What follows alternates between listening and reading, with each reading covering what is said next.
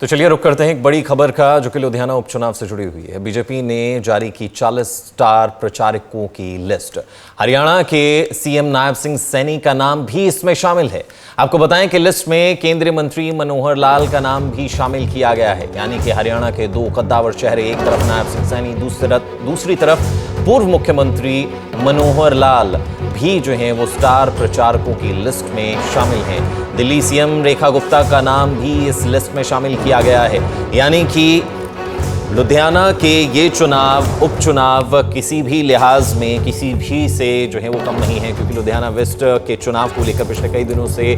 मुख्यमंत्री भगवंत मान भी जो है वो लुधियाना में डटे हुए नजर आए। और अब स्टार प्रचारकों की लिस्ट की बात करें तो उसमें 3 कद्दावर नेता भारतीय जनता पार्टी के नजर आ रहे हैं, जिसमें एक हरियाणा के मुख्यमंत्री नायब सिंह सैनी, हरियाणा के पूर्व मुख्यमंत्री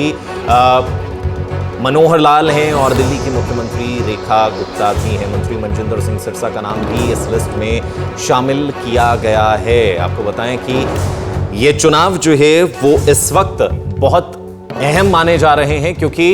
ये ना सिर्फ आम आदमी पार्टी की साख की बात आ गई है, और बल्कि दूसरी तरफ बीजेपी भारतीय जनता पार्टी भी कोई भी कसर नहीं छोड़ना चाहती है। हरियाणा के मुख्यमंत्री नायब सिंह सैनी की बात करें तो कई बार वो दौरा जो है वो पंजाब का कर चुके हैं, और आने वाले दिनों में भी उनके कई दौरे पंजाब को लेकर निर्धारित हैं। मंत्री मनजिंदर सिंह सिरसा का नाम भी इस लिस्ट में जो है वो शामिल किया गया है। पंजाब के भी कई कद्दावर नेता इसमें शामिल हैं। 40 नाम है इस लिस्ट में, स्टार प्रचारकों की लिस्ट में केंद्रीय मंत्री मनोहर लाल के साथ साथ कई ऐसे नाम हैं जिन पर भारतीय जनता पार्टी को भरोसा है कि क्राउड को ना सिर्फ अपनी ओर अट्रैक्ट करेंगे, बल्कि उस क्राउड को वोटर कहा जाए कि वोट बैंक में भी कन्वर्ट करते हुए नजर आएंगे। सबसे पहला नाम सुनील जाखड़ का जो है वो नजर आता है इस लिस्ट में। आपको बताएं कि तरुण चुग का नाम है, नायब सिंह सैनी और भी जो है वो इस लिस्ट में एक के बाद एक कई बड़े चेहरों के नाम इसमें शामिल हैं। ज्यादा जानकारी के लिए हमारे साथ हमारे संवाददाता सम्मत जुड़ गए हैं। सम्मत, कितना अहम ये चुनाव है जिसको लेकर भारतीय जनता पार्टी कोई भी कसर जो है वो छोड़ना नहीं चाहती है? देखो, इस वक्त ਜਿਹੜਾ 2027 ਦੇ ਚੋਣਾਂ ਨਜ਼ਦੀਕ ਆ ਰਹੀਆਂ ਨੇ, ਤਾਂ ਉਸ ਤੋਂ ਪਹਿਲਾਂ ਇਸ ਜਿਹੜਾ ਲੁਧਿਆਣਾ ਦਾ ਚੁਣਾਵ ਹੈ ਜਿਹੜਾ ਉਸਨੂੰ ਜਿਹੜਾ ਸੈਮੀਫਾਈਨਲ ਦੇ ਵਜੋਂ ਜਿਹੜਾ ਹੋ ਵੇਖਿਆ ਜਾ ਰਿਹਾ ਹੈ। ਇਹੀ ਕਾਰਨ ਮੰਨਿਆ ਜਾ ਰਿਹਾ ਹੈ ਕਿ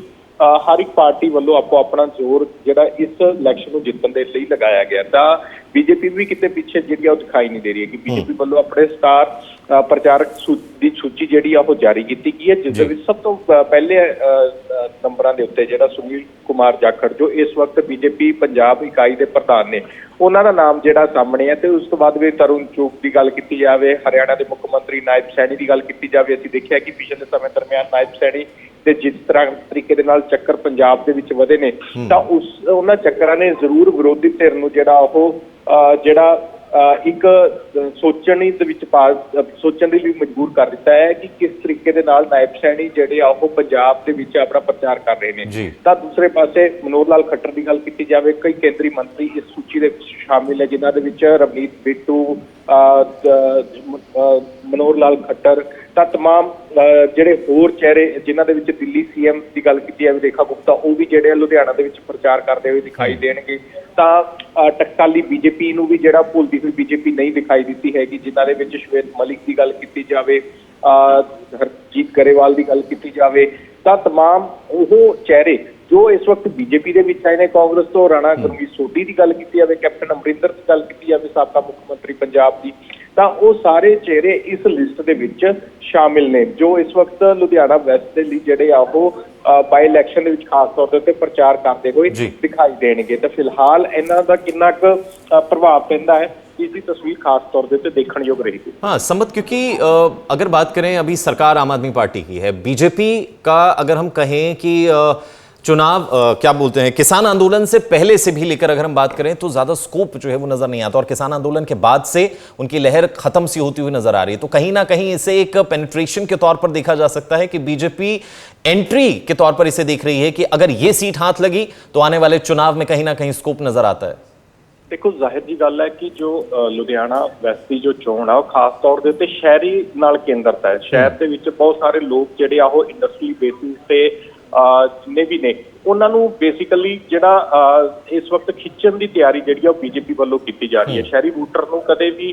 ਬੀਜੇਪੀ ਜਿਹੜੀ ਆ ਉਹ ਛੱਡਣਾ ਨਹੀਂ ਚਾਹੁੰਦੀ ਹੈਗੀ। ਇਹੀ ਕਾਰਨ ਹੈ ਕਿ ਬੀਜੇਪੀ ਇਸ ਵਕਤ ਪੂਰਾ ਜ਼ੋਰ ਜਿਹੜੀ ਆ ਉਹ ਲਗਾਉਂਦੀ ਹੋਈ ਦਿਖਾਈ ਦੇ ਰਹੀ ਹੈ ਤੇ ਇਹੀ ਕਾਰਨ ਹੈ ਜੇਕਰ ਇਹ ਇਲੈਕਸ਼ਨ ਬੀਜੇਪੀ ਇੱਕ ਵੱਡੇ ਮਾਰਜਨ ਨਾਲ ਜਿਹੜੀ ਅੱਗੇ ਲੈ ਕੇ ਜਾਂਦੀ ਹੈ ਜਾਂ ਫਿਰ ਵੋਟ ਪ੍ਰਤੀਸ਼ਤ ਨੂੰ ਵਧਾ ਪਾਉਂਦੀ ਹੈ ਜਾਂ ਇਸ ਸੀਟ ਨੂੰ ਜਿਹੜਾ ਜਿੱਤ ਵੀ ਸਕਦੀ ਹੈ ਤਾਂ ਜ਼ਾਹਿਰ ਜੀ ਗੱਲ ਹੈ ਕਿ ਉਸ ਦਾ ਪ੍ਰਭਾਵ ਆਉਣ ਵਾਲੀ 2027 ਦੇ ਵਿੱਚ ਵੀ ਵੇਖਣ ਨੂੰ ਮਿਲੇਗਾ। ਤੇ